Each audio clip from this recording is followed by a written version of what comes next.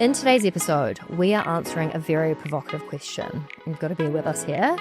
Can women afford to not Botox? Vogue dubbed 2025 the year of plastic surgery transparency, and as more celebrities and people in the public eye have been open about the procedures they've got, it has made the conversation around surgery feel increasingly normalised, even aspirational. So of course, we wanted to do a deep dive on how much women are spending on their appearances, as well as the personal and professional pressures and the actual cost associated. If you, like us, have been haunted by the question, to Botox or not to Botox, and then felt guilty about whether that makes you a bad feminist, this conversation will resonate so hard. This is The Curve Weekly, where we read the finance news so that you don't have to. I'm Sophie Hallwright, ex-producer of television, radio, and I was a bit of a financial mess, so we started this podcast so that me and lots of others can understand the economy and investing. And my name is Emma Louise Boynton. I am a writer, author, and broadcaster, and I'm standing in for Vic, who is building the Curve investment, just newly announced.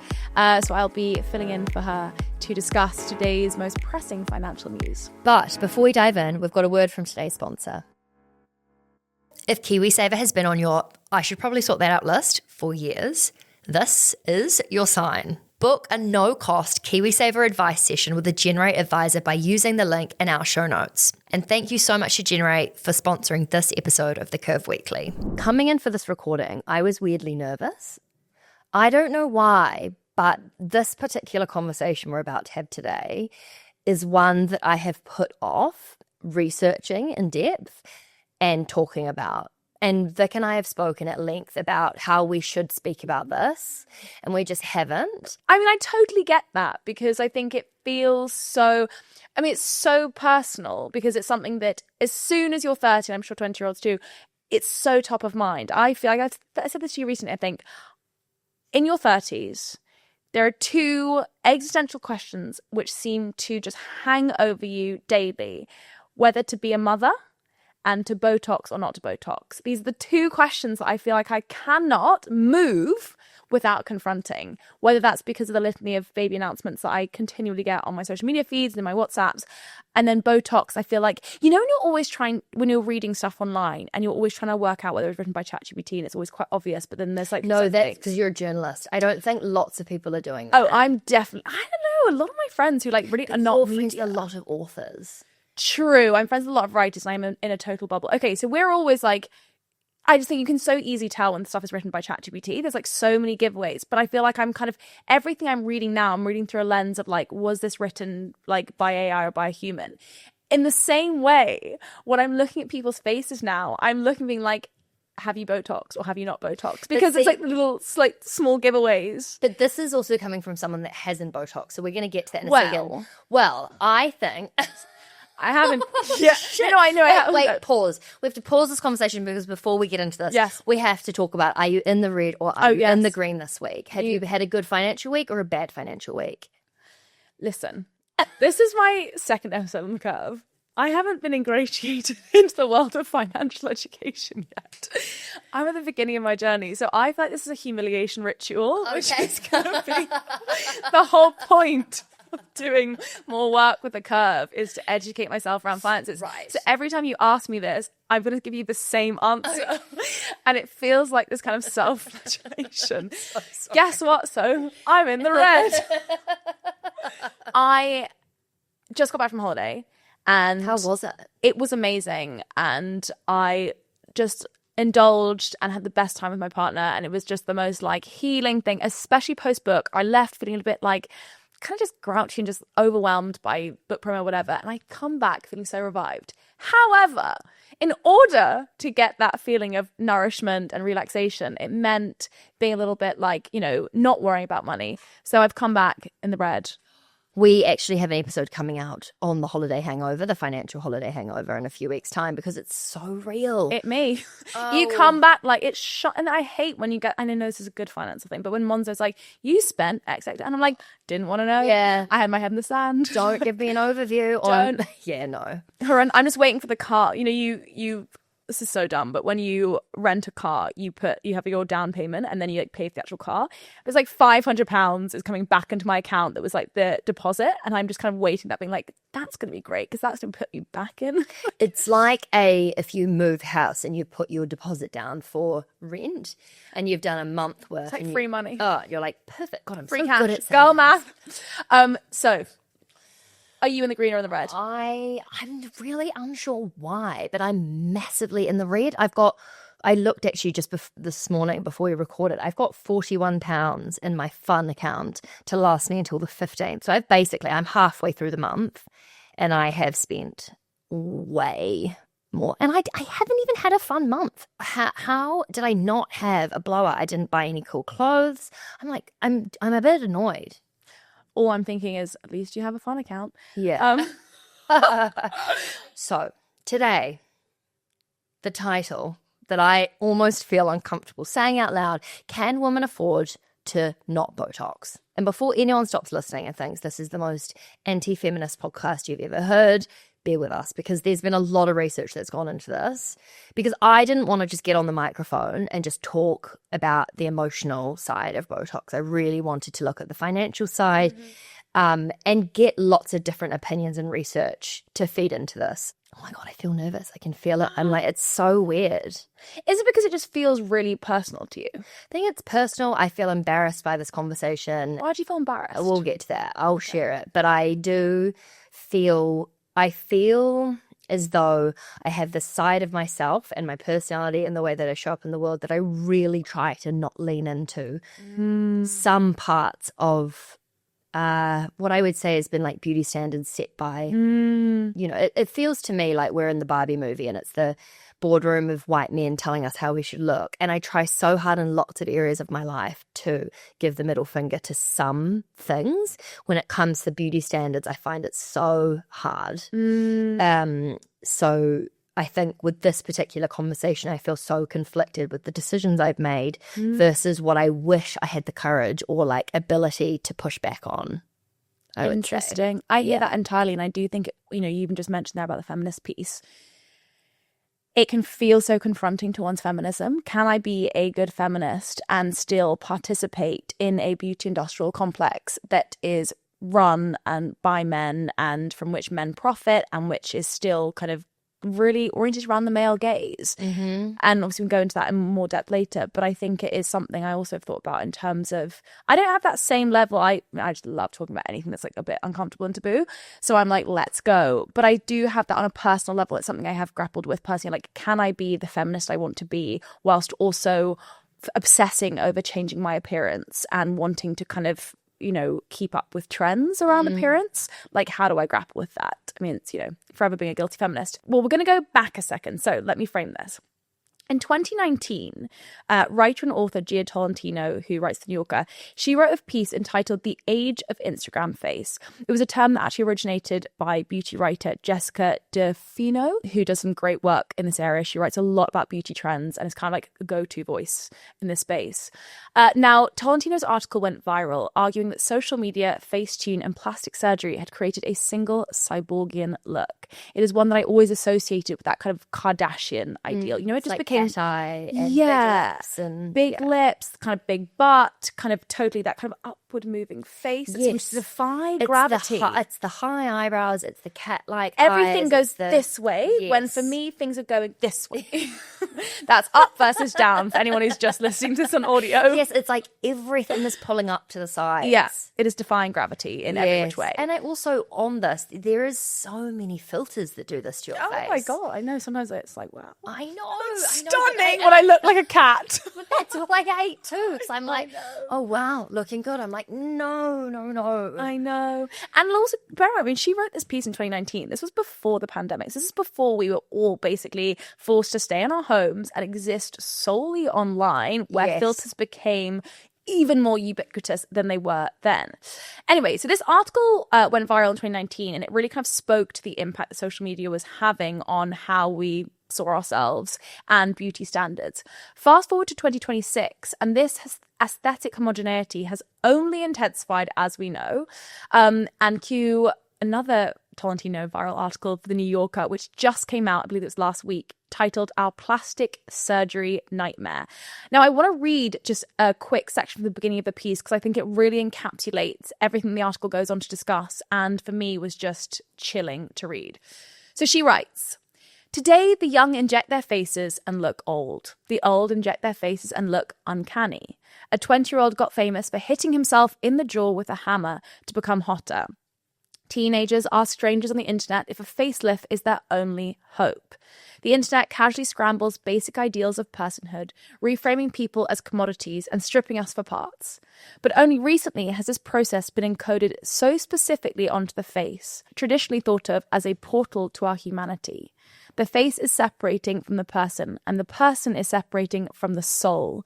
And this is happening in front of us, on our phones, in the most banal fashion every day." Sophie, what did you make of this piece? So many things.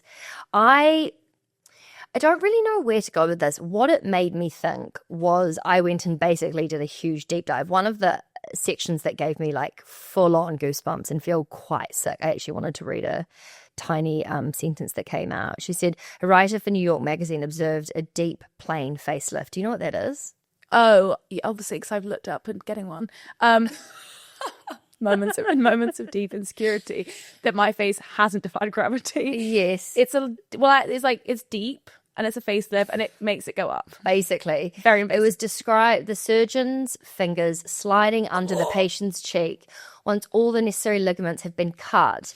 The features on top move freely and in one piece like a Halloween mask. And I was just like, that is disgusting and so invasive. Dystopian. I think the reason I felt confused or like unsure how to respond to this article was that on the one hand, I think that I have almost demonized that type of plastic surgery in a way that is so different from getting microneedling or Botox or lip filler, because those are the more normalized, price accessible procedures. What is the difference? Like, obviously it's way more invasive to get rhinoplasty, to get a nose job, or I understand that, but actually in my head I think I've really justified a lot of the things that are so much more quote unquote common now.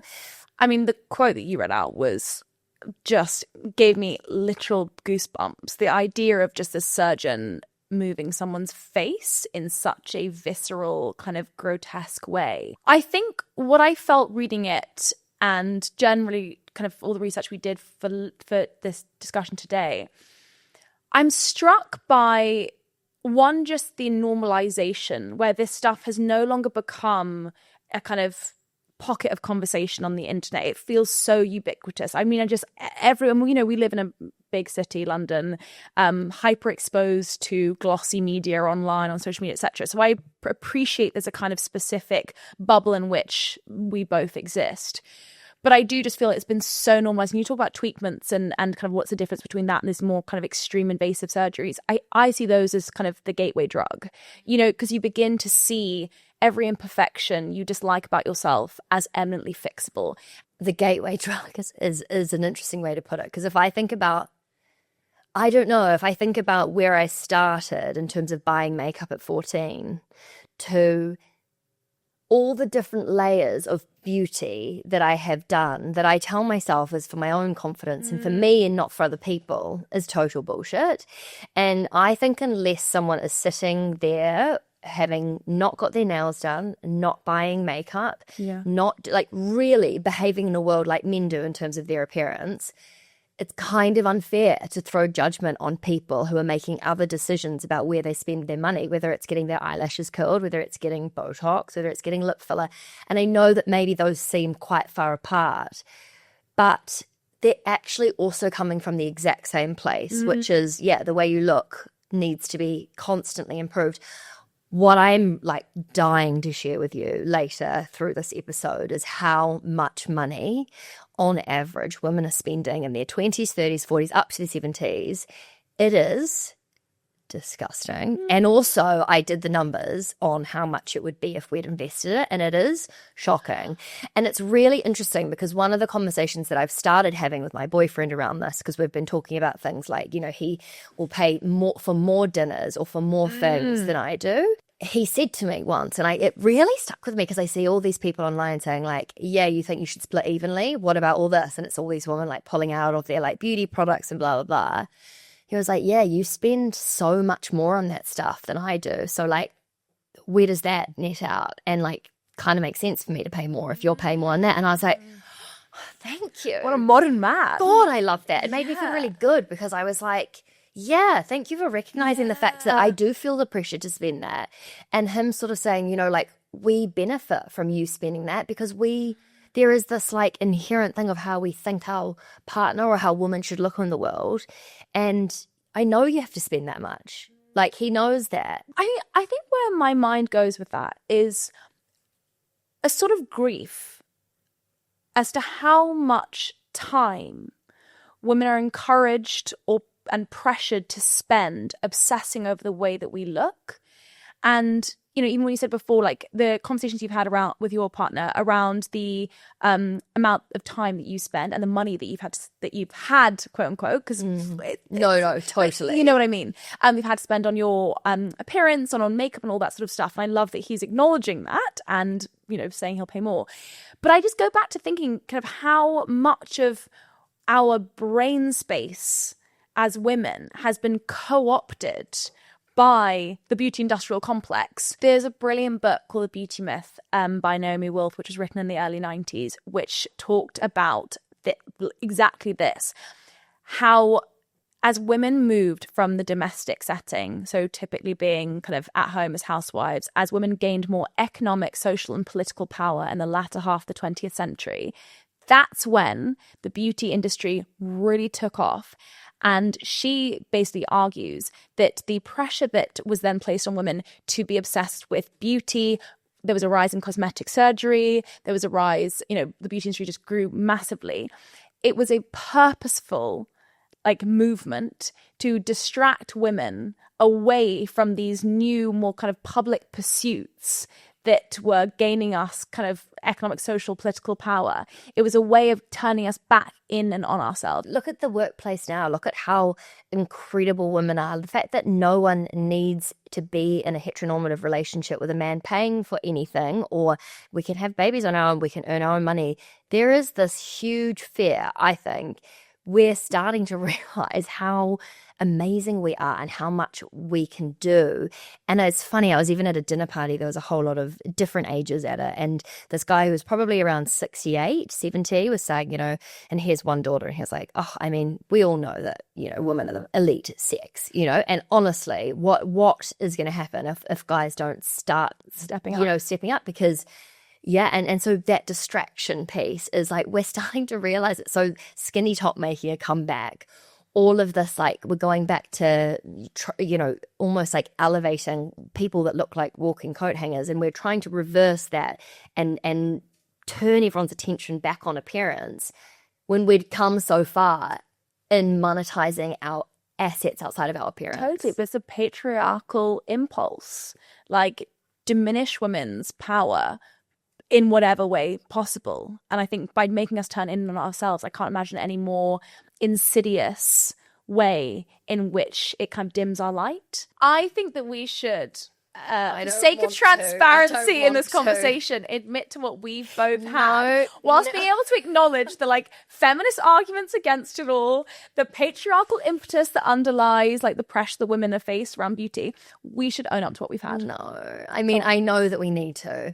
This is why I was nervous about this conversation, because and I will, but I don't want, by talking about it, and I'm in this weird in-between of thinking, is transparency helping us or is it actually making it worse? Because on the one hand, having someone who objectively looks like 20 years younger than their biological age and not saying they've spent hundreds of thousands of dollars on that or gone under the knife or whatever is really unhelpful, because we're, of course, comparing ourselves to that.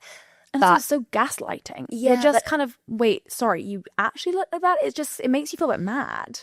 On the other hand, talking about this also makes it so much more normalized. And then people see or hear someone saying they've done it and think that they should too. And it's this kind of copycat effect that I was guilty of and I totally fell into as well. So I feel like the reason I've avoided talking about this is the last thing I would want is someone to hear me saying something I've done and then thinking that's what they should be doing too, because I'm actually really embarrassed about how much money I've spent on things that is totally coming from insecurity and fear of becoming irrelevant or fear of this, or, you know, it's actually so sad. And so that is why I've like not talked about it. Okay, so I have spent, I would say, probably over my time, because I'm so terrible with consistency, booking laser appointments. Like, holy shit, you know, they're like, do it 10 times and you will have no hair on your legs. And I'm like, cool. But then I forget and book it every 6 months. And then it's like, I'm like, it's not working. And they're like, yeah, you're inconsistent. So, but I would say I've probably spent around 3,000 on laser over the last 10 years of my life. Can I ask where? Yeah, sure. Is it just pubes? Is it leg, pube? Oh, like, I want to know. I've done everything. I've done legs. They're very hairy still. So just so everyone knows, there's still hair everywhere. So this has been an unsuccessful investment, I would say, if what I was going for was no hair. So I still had hair in all of these places. I've done legs. I've done full Brazilian. I've done underarm. I've done... Are we going to go there? I've done areoli. I've done... Wait, what's areola? You know, like I've around my boobs. Well, I just pluck them.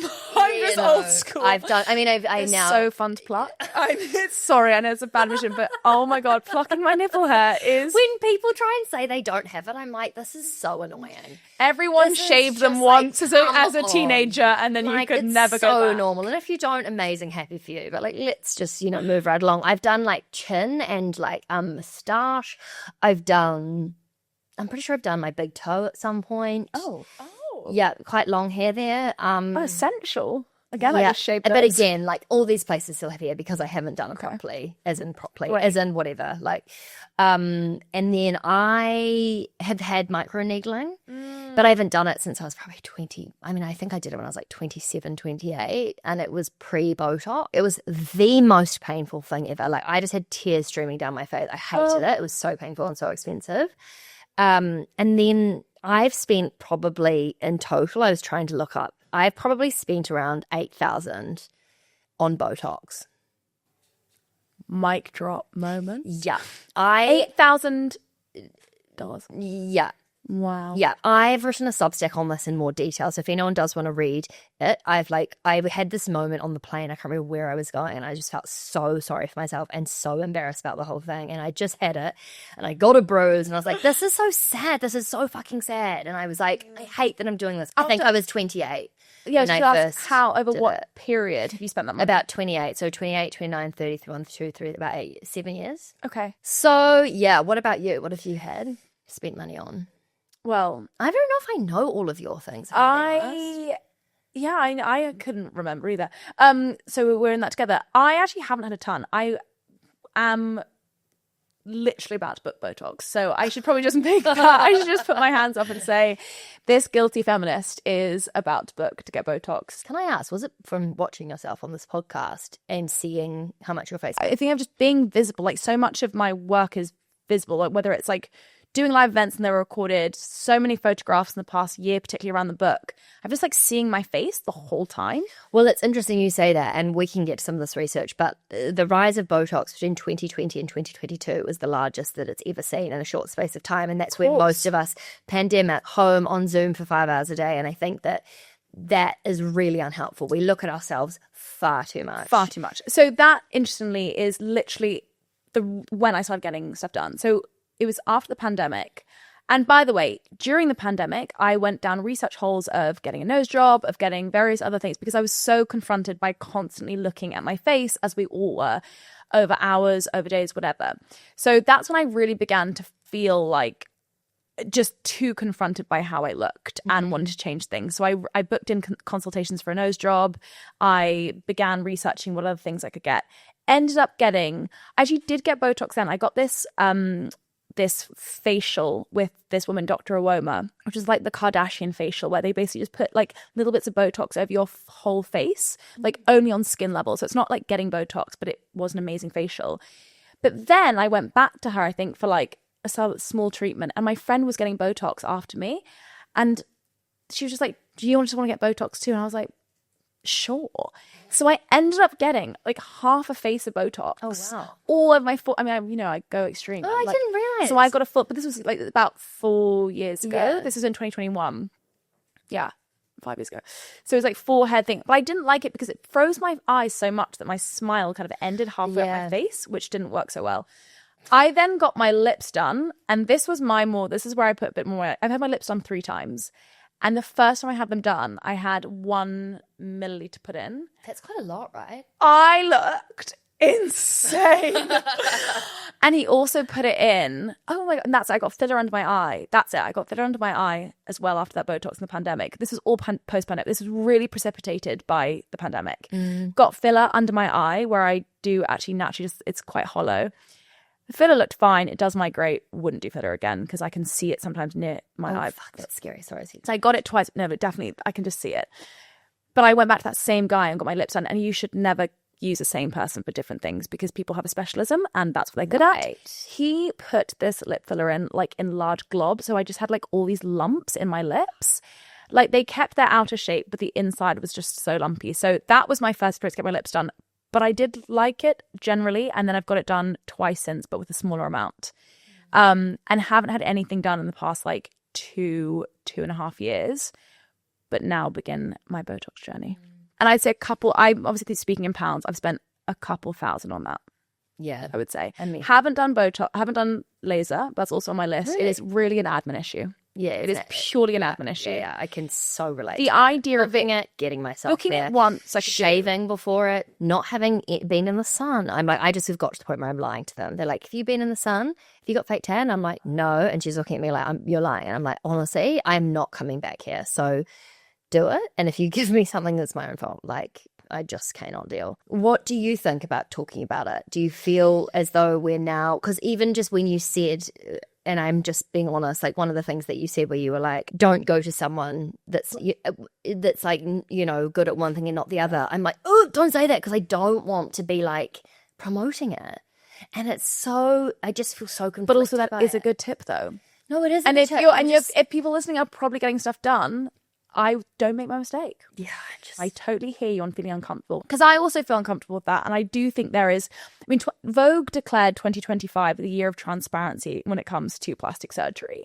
And it was a time when suddenly you saw this very notable shift where historically celebrities have been a bit kind of coy and you know, about revealing anything they'd have done, continued denied stuff. And then they suddenly began to be more open. Kylie Jenner very famously responded to someone on TikTok giving the exact cup size and kind of procedure she'd had with regards to her boob job. This? Kylie Jenner. I thought you said Kendall because I was like, I'm sure no, Kendall said Kendall is gaslighting all of us by saying she's had baby Botox and that's it. It's absolutely jog on. There's no way. Okay, but this is a good comparison. So you've got Kylie Jenner who is telling us all exactly what she's had done, kind of the size of the implant she had, who the surgeon was, etc. And she was kind of touted online as being this like girl's girl, feminist. Like she's being honest. She's letting us in. She's also giving the gals the good tips. By comparison, Kendall Jenner has said that she's only had baby Botox, which is amazing given that her face looks completely different to what it looked like when she was younger. I feel gaslit by Kendall Jenner, and I also look at her being like, for me, that is so distorting of beauty standards because I'm looking at her very perfect face thinking, God, like that's such a vision of beauty. And I then feel bad about myself that I don't look like that and I should have like that smoother skin, that more symmetrical nose. It is surgery. Like I don't know what libel's like with this, but like she so visibly had lots of work done. Yeah. So I think that gaslighting also creates a problem with regards to our beauty standards and how we see ourselves versus others and the intensity of the comparison that we can make with people. On the flip side, I also agree. I don't know that whether I think Kylie Jenner and anyone else like that being so specific about the work they've had done totally normalizes it and makes it feel even more aspirational. It's also why she's built a beauty business around like lip glosses and lip liners, like get your lips like mine, when her lips are filled with filler. So I think it is such a confusing space, particularly for the people consumer at the end, particularly if you're everyday woman, that's an unsatisfying response to your question around transparency. Because I think on the one hand, I don't think it does us a favor when people in public eye particularly aren't transparent, and we're being missold products, an ideal of the good life. We're constantly bombarded with imagery that is so perfected, never mind the filters, and we're led to believe that there's been no intervention, that we too should look like that. So I think that's problematic. But I do think that the talking about it as openly as we now do makes it feel not just normalized, but aspirational, accessible. And that I do think is a problem. There's this one OnlyFans creator who I think is just the funniest person ever. Ari Kitsaya, I'm not going to say her name properly. You know, she's got 3 million followers, and she does all these videos around like, oh my God, you're so naturally beautiful. And she's like, and then she puts photos up of what she looked like before, and she'll be like, nose job, boob job, liposuction, had all this. And I will say, honestly, it did make me feel better, because I thought, well, I get the choice. I don't want to spend time and money in that same way. I don't want to put my body through that extreme plastic surgery or any kind of procedure to look like that. And I really valued that she'd said it and how much she spent, because I was like, yeah, I've got the choice and I don't choose that. And so I know that you don't look like that. So that's, yeah, but I still feel confused about it. That for me is a sort of transparency that I think is actually important and valuable. So I'm really curious to know the cost involved in the kind of tweakment come surgery space. But before the big revelation, I just want to make one final point, which is around the kind of personal cost. And I think this kind of conversation has really oriented a lot around the kind of personal cost thus far. But for me, what really rammed home the sheer violence of what we're talking about today. So earlier this year, actress Denise Richards did an interview with Allure magazine that was honestly, like, I haven't been able to forget it. It was detailing the specificities of her recent facelift. And she went in, and with Allure, she basically did this full-on interview where she detailed every part of her process of deciding to get the facelift, then getting the facelift. In the article is included imagery of every part of her recovery. So, whoa. And Sophie, I cannot take the day after the facelift, she has this picture of her that I cannot erase from my mind. It's her all bandaged up. I could see it. It's all bandaged up, eyes all bruised, and then she has these two, the draining cups that you have after surgery. On top of her head, these things drain, so filling with blood.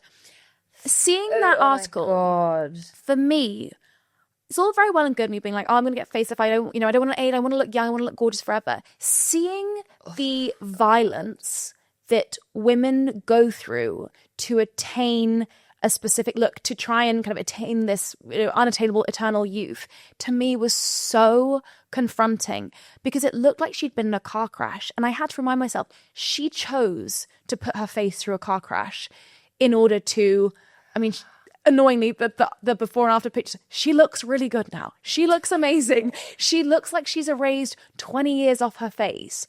But at what personal cost? Let's not forget, like, the trauma of going through something so invasive, on one's kind of emotional state, but also on your body. You're putting yourself through kind of hours of surgery. That has an impact. God. So I just wanted to, and if anyone is curious, go and check out that article, Allure magazine, because I do think it really shows the dark underbelly of what we're really talking about in a very visual way. No, because you're right. You can talk about the cost of it. You can talk about the understanding the reasons why, but to book the appointment, to go and then sit on the operating table and to go through that much pain in the process of actually then coming out this other side, all we're seeing is the before and after. You're forgetting the in between. And I have to say that in terms I don't think I could do that purely because I'm terrified of hospitals and needles and I have to say the leaky bag things where they have all the fluid, that gives me actual heebie-jeebies. But I think when we just to return to that transparency piece, I actually think that sort of transparency, I was like, at least we know the full picture. True. Because that to me was horrifying. And you're right, we see before and after, we see, bit of sagging, and then, oh my God, gorgeous. What we don't see is the absolutely violent, kind of grotesque in between, and the pain. And the cost of that, like you can't even say what that's, it's so easy. I think we're really putting numbers next to it. Like I did so much research around how much people are spending, what countries are they the most popular, what are people spending on the different, but it's so easy to forget about that emotional piece. Okay, that all being said, I want you to now hit me with the numbers. So we've talked about the personal cost. What does this cost financially? How much are people spending to try and look younger? So much money. A survey found more than a quarter of women aged 30 to 44 said that they would spend $10,000 to $100,000 on the right procedure if they could get access to financing, which I thought was just wild. So it's actually, for a lot of people, the finance is the blocker, not necessarily the decision to want to get it done. Which is just like that. You need to save up to basically crush your face. Or but think about what you could do with that money. You just fucking wait. So the most common procedures, they are the obvious, like breast implants, tummy tucks, butt implants, like BBLs. So dangerous. Removing your buccal fat. Buccal fat removal. Fat. Yeah, but I think that's the whole cat suck-in sort of face thing. And obviously those are all procedures that guys don't get. But the prices have climbed between 40 and 90% in 5 years. So there's... Wait, what? Yeah. That is an extortionate increase. Well, I think the thing is, and it's kind of back to what you were saying around the accessible procedures are things like filler, Botox, that sort of thing. Those prices have kind of remained not super high in regards to how inflation's moved and the cost of living.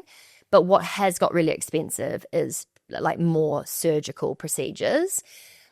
It's really, if you look into the stats around how dangerous some things can be, people die from getting butt implants. Oh, BBLs are so dangerous. But it's what I looked into, though, is it's not necessarily just because it's dangerous. It's because people are going to a cheaper surgeon and it's there that it's really dangerous. So, yeah.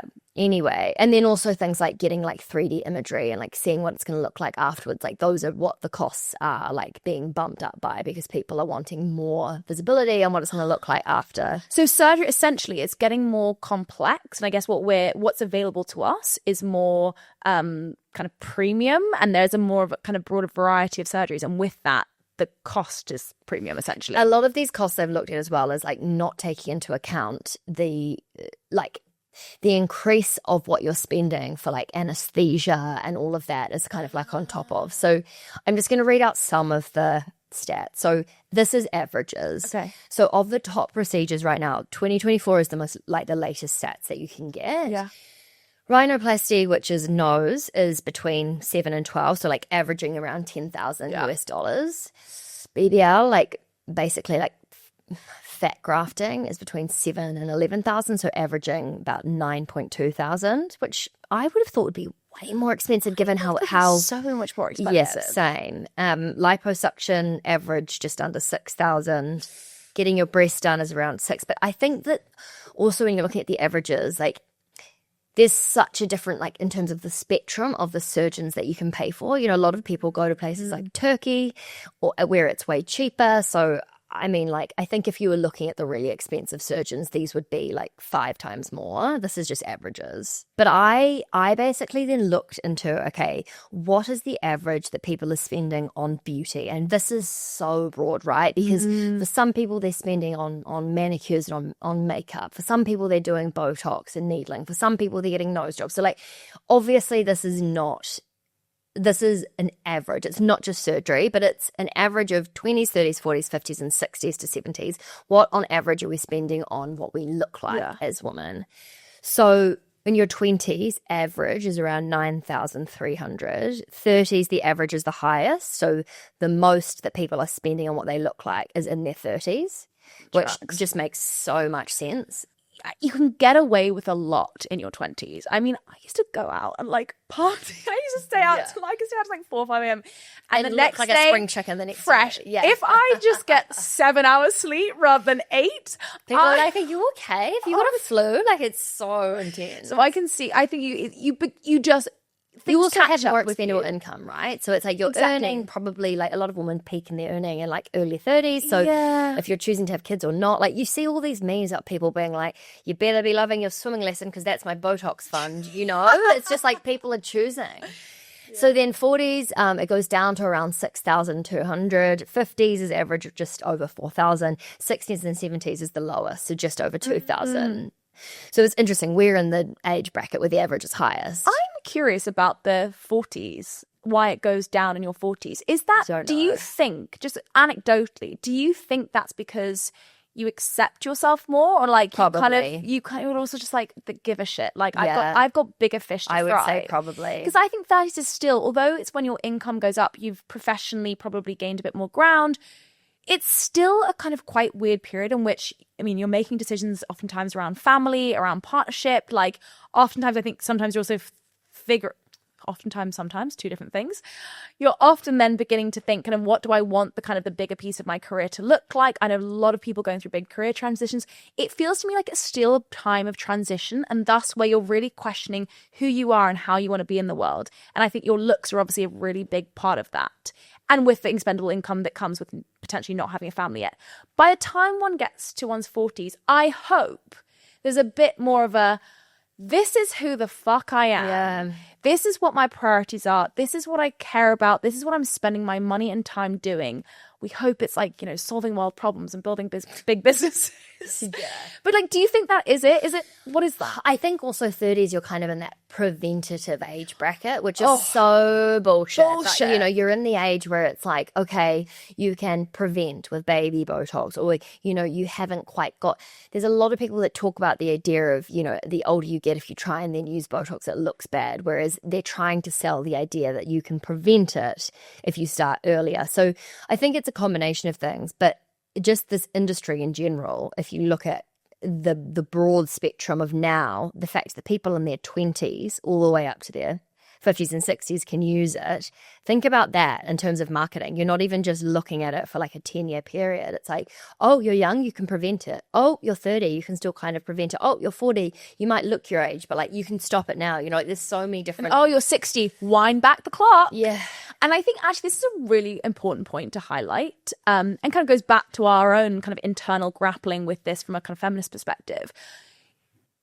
None of us live in a vacuum. We are all hyper exposed to a hell of a lot of marketing around beauty and kind of what we should look like. But I think it's a really important thing to be reminded of, that the pressure that you're feeling to look a certain way, to get certain procedures, to get certain treatments, to buy certain products is thanks to very, very good marketing that a lot of money is being put behind. So I'm not saying, like, you know, whatever decision someone makes in terms of how they want to look, where they want to put their money, that is a decision that people make individually. But just have in the back of your mind at all times, a lot of money is being spent daily to try and get you to spend your money on, quote unquote, fixing how you look. And I think just to remind yourself, you're fine how you are. You're good, you're enough in whatever you look like. And if you do choose to spend your money in a certain way, just remember that the marketing has won in that case. Like, well, it's interesting you say that, because even as we were researching for this, I listened to podcasts, I read articles. You know, there's actually only 3% of adults in the US that are using Botox. I thought it was 3. so much more than that. So on the one hand, you might be surrounded by media saying that it's, you know, everyone's spending, you know, the idea that spending on your looks and looking youthful is going to get you a pay rise and all of this stuff. There's so much propaganda that makes you think there is a reason why you should be doing it and that it's actually an investment in your career and what, blah, blah, blah.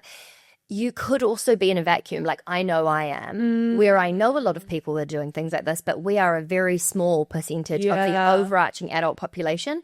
And when you are digesting a huge amount of articles from people that are talking about all of this stuff, you think it's way more common than it is. It's not. Do you want to hear the numbers of what we wouldn't actually have if we invested the money that we're spending on beauty? I desperately don't know. I don't know. I say that. I do and I don't. But tell me. God, look how professional my spreadsheet is. Just Oh my so gosh. you know. That I gives hope me I would like everyone to be very impressed by The this. spreadsheet gives me a bit of anxiety, but we're I working didn't on do this. it. I got my boyfriend to help me with it, just so everyone knows.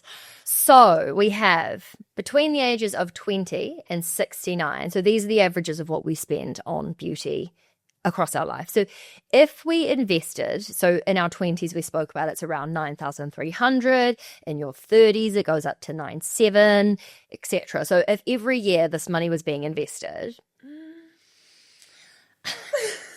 you'd be rich. So you would have invested over your life 317,000. Yeah.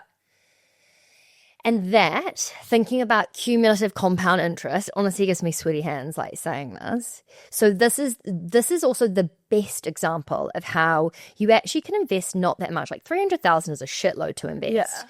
But guess how much that would be if it had been invested and compounded over that time. Just have a guess. Over what period of time? How many years? So this is from being 20 to 69. Okay, so over 50 years, how much that... I have no idea. I mean, what, like double? I don't want to reveal my ignorance, so just tell me.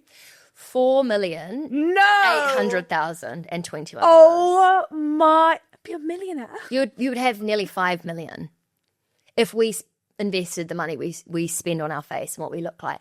And when I was... And wait, so can I just ask you to break that down for me? Is that on beauty products and treatments? What is that on? This is the average, like that people are spending on beauty each decade of their life. So it's, for me, I then broke it down for myself. So I spend on average around £300 on beauty products, shampoo, that's quite hair conservative, dye. I reckon. Oh, wait, per month? Per month. Oh, sorry, not conservative. It's not conservative at all. That's a lot. It's so much money. Yeah. So if I invested that amount, I actually did it from if I started now, because obviously I haven't done that, I don't know, nearly 35. But if I started now investing that money, so yearly, it's about 3,744. That's my, beauty spend every year. So if I invested this from now, so from 35 until I was 69, I would have invested 126,000. So it's like half really. Yeah. But guess how much less it is in my investments? And this is compound interest. Yeah. This is the example of how if you start early, it's so important. It's only 519,000 compared to nearly 5 million. The earlier that you invest and the more you invest, obviously, the more that compounds. Yeah. But I mean, it's still a shitload of money. What I will say is that there is actually that is in pounds, and then the one before was in USD. But whatever, the point still stands. It's basically if we invested that amount, we would all have a shitload more money than if we were spending on what we look like. And what I would say the counter to all of the media that you see around, because we're going to get to this in a second, there's a really fascinating article and story that's come out at the moment around how so many women in their 40s and 50s are disadvantaged by what they look like from an age perspective. And it's so sad. But there is also we're told so much that, there's the pretty privilege, and if you look a certain way and, pretty people are more confident, so they get more pay rises and all of this.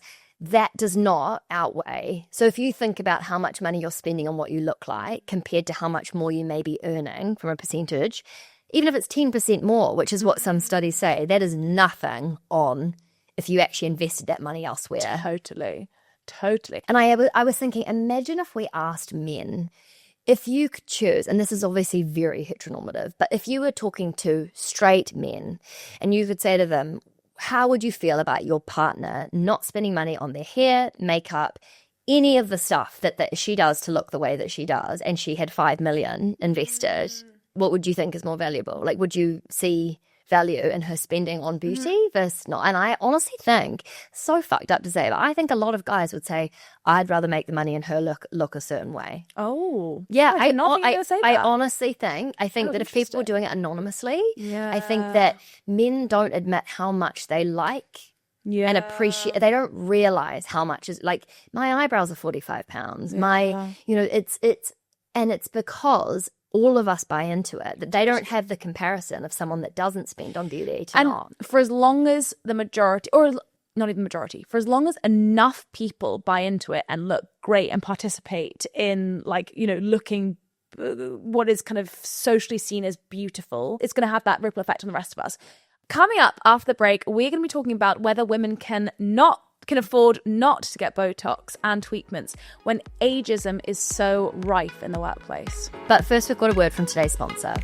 I used to avoid thinking about anything to do with my KiwiSaver account because I just assumed that it would be confusing, but it's actually just so much more simple than anyone thinks, especially when you get to talk to a real person. Generate has advisors across New Zealand who can help you understand KiwiSaver and whether you're in the right fund for your goals. Honestly, there aren't very many 45-minute conversations that could be this valuable in the long run. So if you would like to book a no-cost KiwiSaver advice session with a Generate advisor, you can go to the podcast show notes. And thank you so much to Generate for making this episode possible.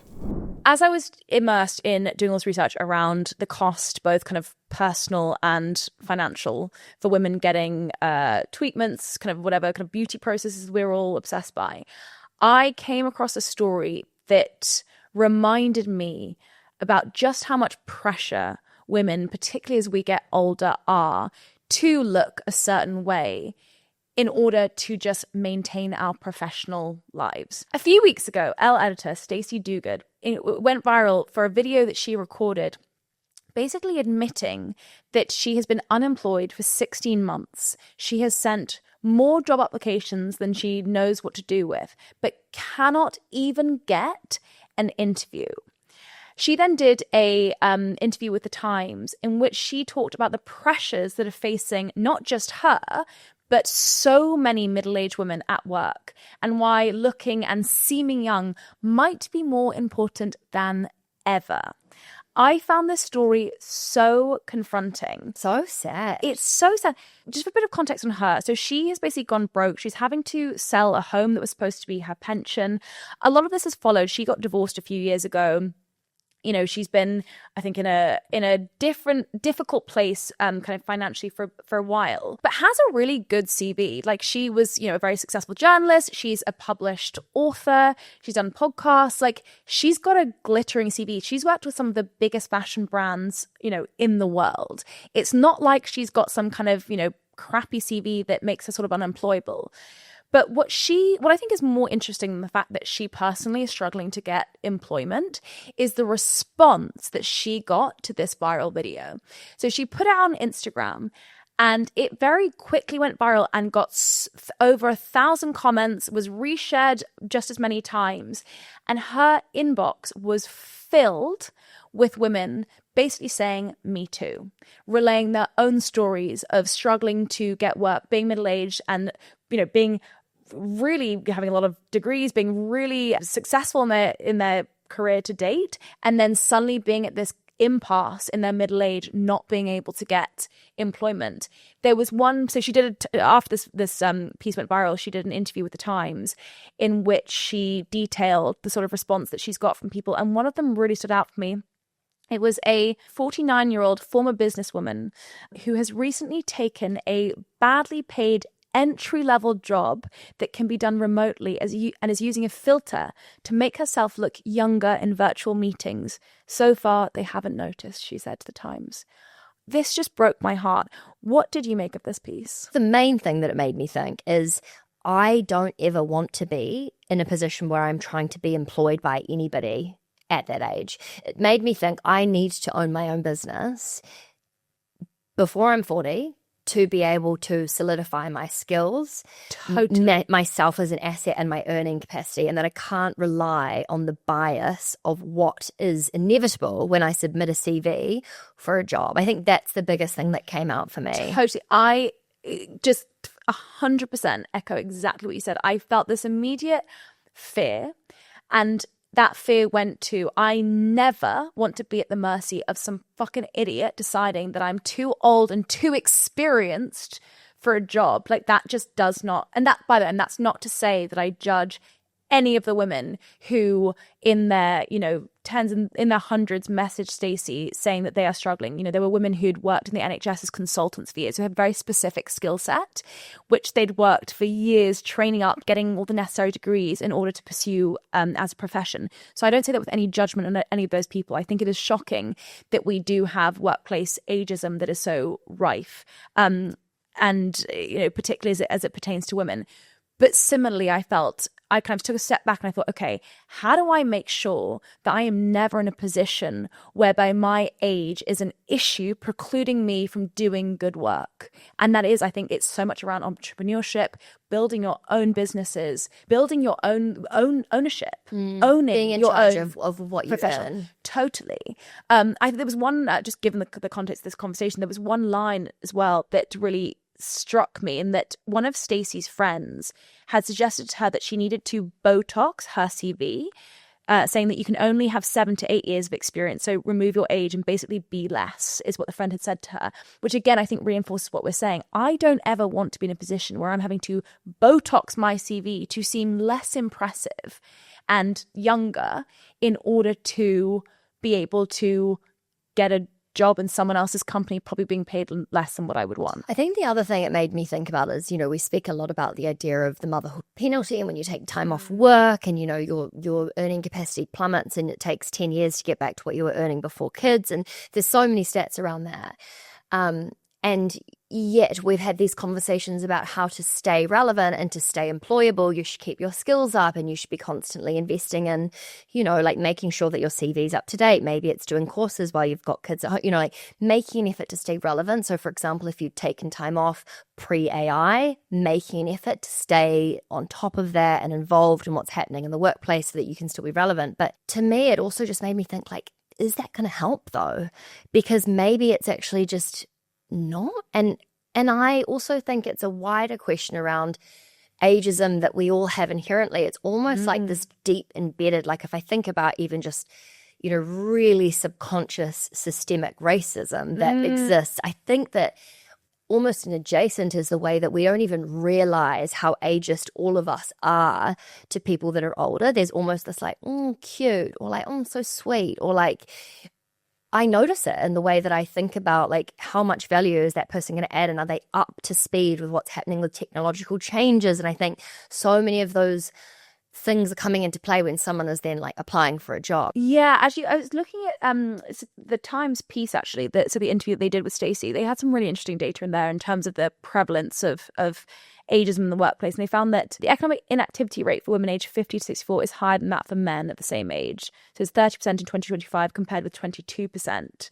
And then they go on to talk about the number of women. So the number of women in the UK is 60,000 women are out of work due to the menopause, costing the economy 1.5 billion. And these stats were kind of there as part of a broader picture around the disequilibrium really between men versus women in terms of how they're represented in the workplace as we get older. And you see there's numerous factors contributing to that. That's motherhood, also menopause. There's so many things that are potentially affecting women's capacity to work in the way that's expected from them, because we don't adjust our workplaces sufficiently. That's then having a kind of really deleterious effect. When I first read this, I felt that it was a perfect example of the pressure placed on women to stay young. Now, you cannot stay young. It is not biologically possible to stay young. Also, one only gets better professionally by more years doing the thing. Like, think about yourself at 20. I was so annoying. Useless. I was so insecure. I was honestly not much of an asset to the world.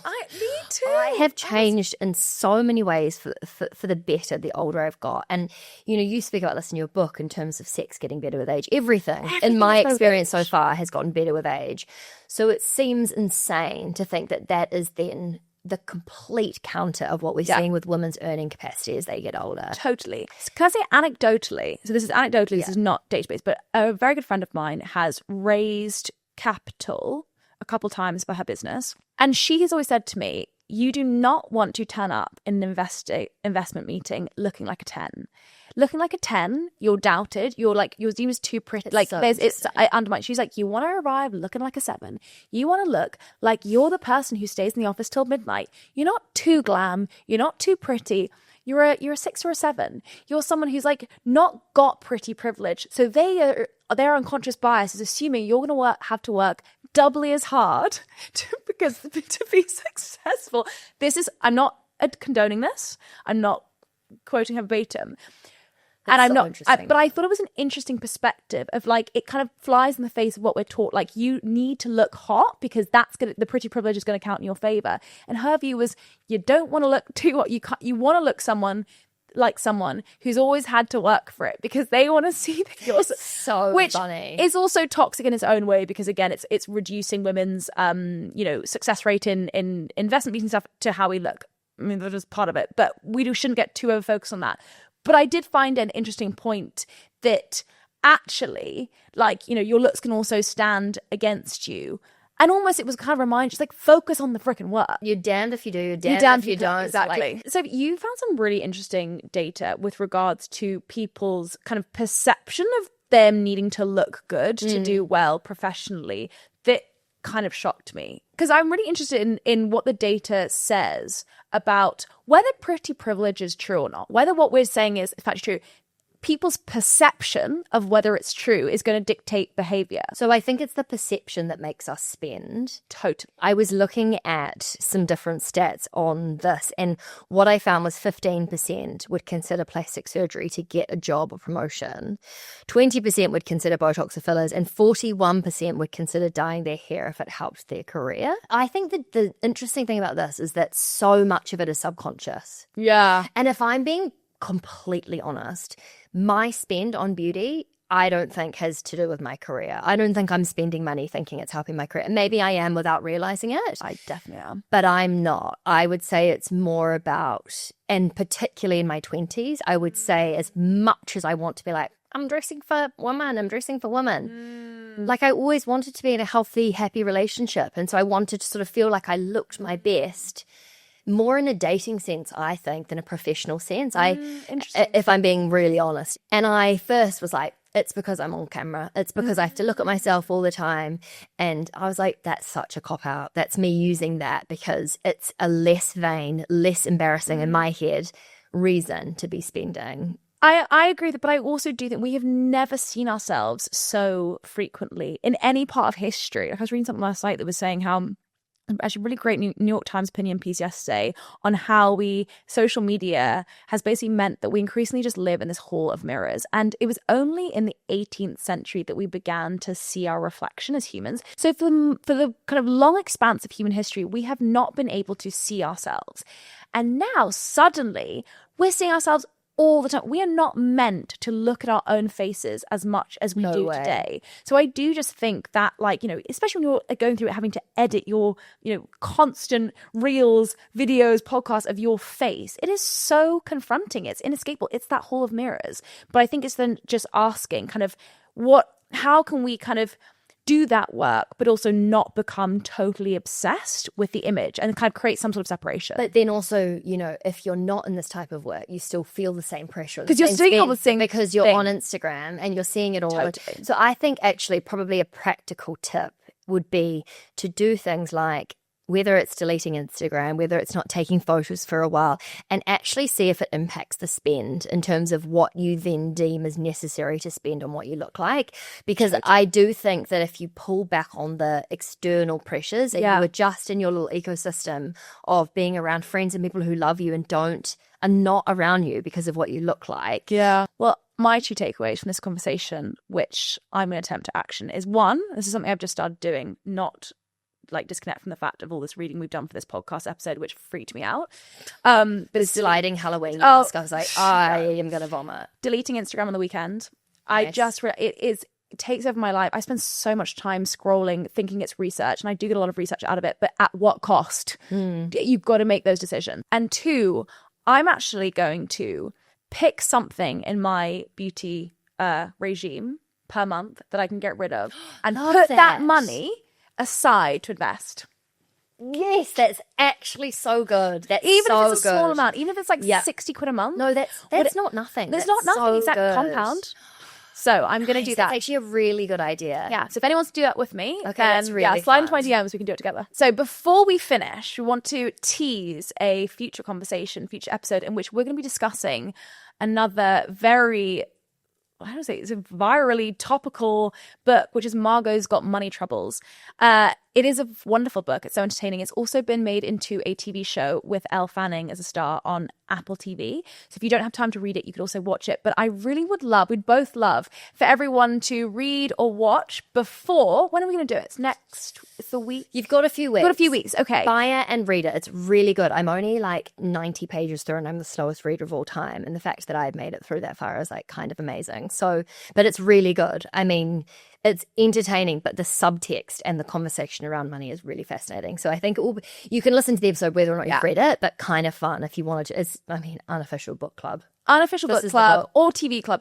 The show is really, really good. So if you don't have time, watch the show. It's so fun. Thank you so much, Emma. Loved this conversation. And for anyone that wants to read the Substack that I wrote on this, which is kind of, I was going to say embarrassing, I need to stop using that word, but like honest. Yeah, honest. We'll link it in the podcast show notes. But thank you so much for listening. Thank you so much for filling in for Vic. It's been so fun. Thanks, Sophie. Thank you so much for listening to The Curve Weekly. Make sure you hit subscribe or follow wherever you're listening so you're always up to date with the latest finance and investing news. And feel free to leave a comment to let us know what you thought about this episode because we would love your feedback. We've got new Curve Weekly episodes for you to listen to every Monday. But until then, listen to Erasing the Curve. These are our in-depth podcast episodes where we chat about all things money. We're also around all week on socials if you're hungry for more Curve content, and all the links are in this podcast's show notes. We hope you have a great week, and we'll catch you for the next episode of The Curve Weekly on Monday.